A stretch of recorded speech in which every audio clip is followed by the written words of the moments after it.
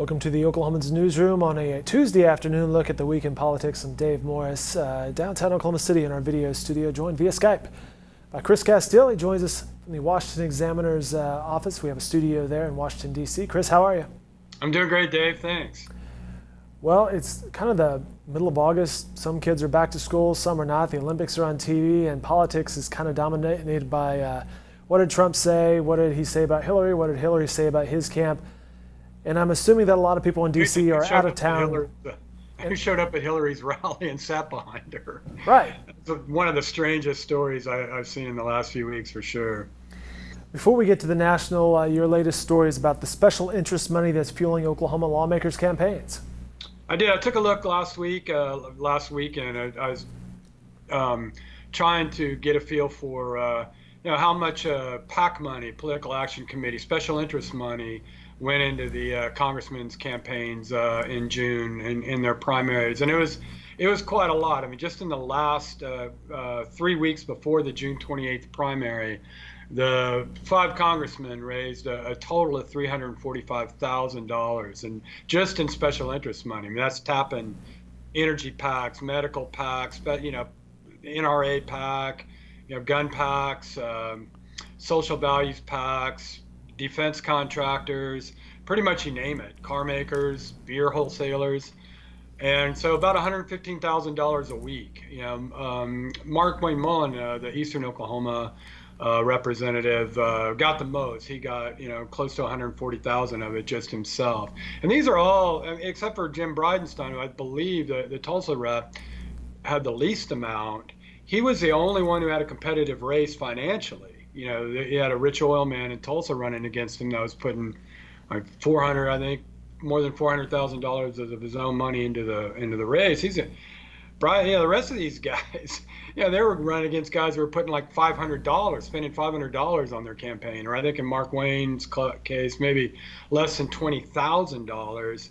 And these guys are just like, they're using, hydrogen bombs, against pop guns. You noted in your article that the 5 congressmen spent almost $1 million, just nearly $900,000 combined in the last 3 weeks of June, and in all 3 weeks, and they all won in landslides.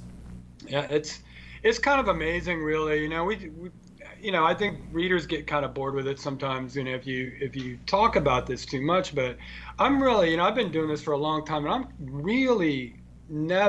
I'm still amazed at how much money these guys raise and how much they spend. A lot of times when they don't have a competitive race, they just spend it on going out to eat and stuff. People would learn a lot from reading campaign finance reports, the donations and the expenditure side of them. I don't want to preach too much about this, but I started looking at Mark Wayne Mullen's again, I was just kind of surprised at how much special interest money. He's only in his second term. He has served less than 4 years in Congress. And in the last 18 months, we talk about the 3 weeks, he raised $130,000 just in special interest money. In the last 18 months, he's raised $750,000 from special interest. This is a 4-year guy. And I was so amazed by that I started looking, I spent all day yesterday on one thing. I looked at everybody who started service in the House January of 2013, which is when Mark Wayne Mullen and Jim Bridenstine came in. They had there was a pretty big freshman class of Democrats and Republicans, over 80 people. The House is 435 people. That freshman class had more than 80 people in it. A lot of them got beat. A lot of them ran for other things in the last 4 years, ran for the Senate, or they got defeated for re-election. So I only looked at the ones who are still in office and are running again this year. And I thought, man, Mark Wayne's $750,000 in special interest money, that's got to be the most of any of these, less than 4-year people. He's not even in the top 20. There were 3 or 4 that raised over $1 million in special interest money alone. I keep trying to emphasize that this is just PAC money. Over $1 million, and I think Mark Wayne came in at 17. in terms of how much money out of those people who have been in less than 4 years. It's to me, it's an underreported story. A lot of these people are kind of like Mark Wayne, rural districts. I mean, it's not like necessarily your people from San Francisco or Manhattan. That's not who this necessarily is that's raising that kind of PAC money. It's people in rural areas, people who don't necessarily have a lot of big contributors, in their home districts or even their home states. So I'm going to do more on this, and I'm also looking at all the different kinds of means of raising and spending money that members of Congress use. It's a story that was published 2 days ago. You can find it online at newsok.com. And to Chris's point, he points out in the article that political action committees can donate $5,000 per election to a candidate, $10,000 total for a primary and general election, nearly twice what an individual can contribute. So this is a lot of contributions. It is. It's a lot. And, in Oklahoma where you have runoff elections, that's another 5,000. So, I mean, we don't, typically have many runoffs for the congressional seats involving incumbents. But, theoretically, a PAC can give you $15,000. But, a lot of them will give them $5,000 to $10,000 for their primary and general election. These are big companies, little, kind of, unions. I mean, they're just it's any kind of special interest you can imagine. Chatting via Skype with Chris Castile. He's in Washington, D.C. Another story of Oklahoma ties this week. Potentially Harold Hamm as Donald Trump's economic advisor. Now, let me say this. Back in the day, back when I'm in college, high school, and I hit the gym, I'm lifting weights. You want advice? You want to go to the biggest guy in the gym. Typically, he knows what he's doing. Perhaps Harold Hamm's got a lot of money. Economic advisor? What are people thinking? Yeah, he was one of, I think, about a dozen economic advisors that Trump named to his campaign last week. I assume that Harold Hamm's focus is going to be energy, since that's his area of expertise. And Harold Hamm served that role, energy advisor, in 2012 to the Republican nominee, Mitt Romney. I went, and to connect this to back to campaign donations. I think last election cycle, Harold Hamm gave over $1 million to Mitt Romney's cause, in various ways. And, I went looking on the Federal Election Commission site today for Harold Hamm donations to Trump, and have yet to find any. I mean, it could be that, he gave to a super PAC that it hasn't shown up, or, he gave to the campaign, it just hasn't shown up. But, my guess is that a lot of the Hamm money will go through a super PAC, because a person can give so much more money to a super PAC than to an individual candidate. But so I think, it's interesting. Trump also had a big economic speech yesterday. I haven't seen Hamm comment on it. I've seen some of those other economic advisors, tax advisors, talk about it. So at least got, you and I talked last week about whether this campaign was going to have any issues, and now at least we're talking about corporate tax reform. I know that probably doesn't blow a lot of people's skirts up, but at least it's on to something, that everybody, at least in DC, is interested in.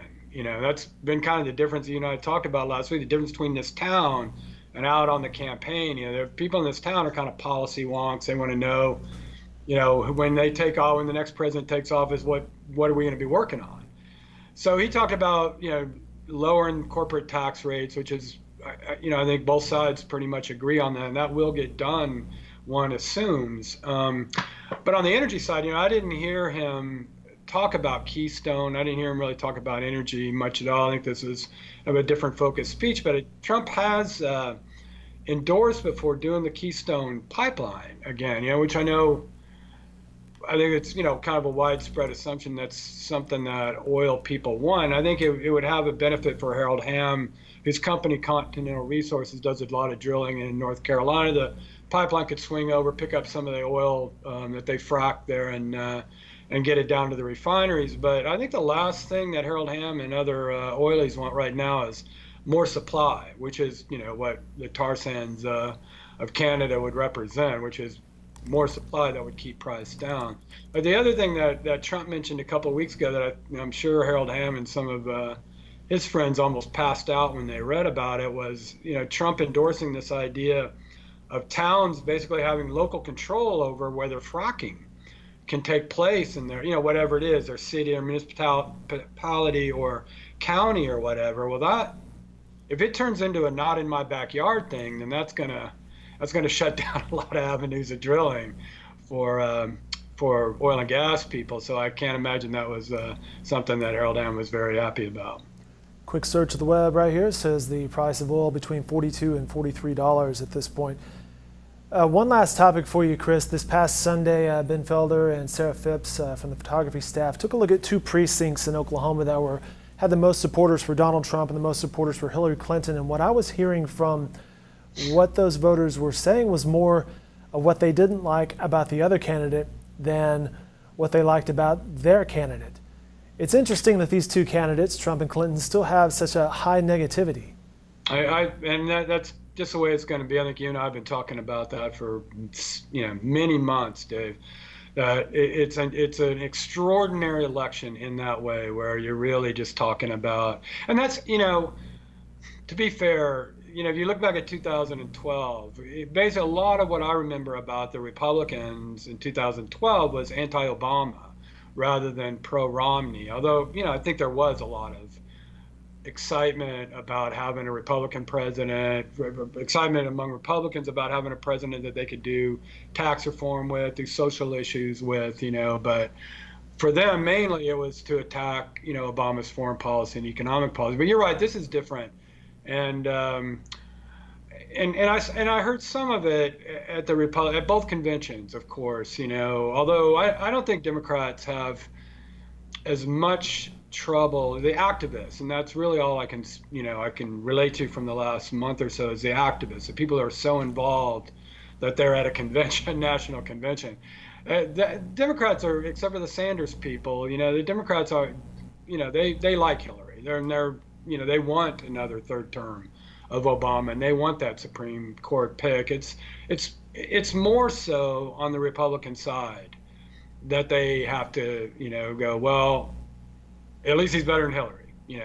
I hear a lot more of that. And I don't know if that's what these stories reflected that you're talking about, but that's certainly, what was, what I, kind of the impression I got. Well, the politics rolls on towards the end of the year and the general election in November. In the meantime, the Olympics in Rio, as we talked about at the top of this segment. Chris, you've been watching? Have you been following the Olympics? I've been watching a lot of swimming. Been some really good drama in the swimming. I watched both men's basketball games, the women's soccer game. I love the Olympics. It's great. I'm looking forward to the track and field starting too. Me too. It's been entertaining and something kind of fun and different to tune into throughout the day and certainly at night. Yeah. All right. Be sure to tune into coverage from Chris Castile from Politics in Washington and the Oklahoma Perspective, online at newsok.com and every day in the Oklahoman. And Chris, as always, thanks for your time. Thank you, Dave. I appreciate it.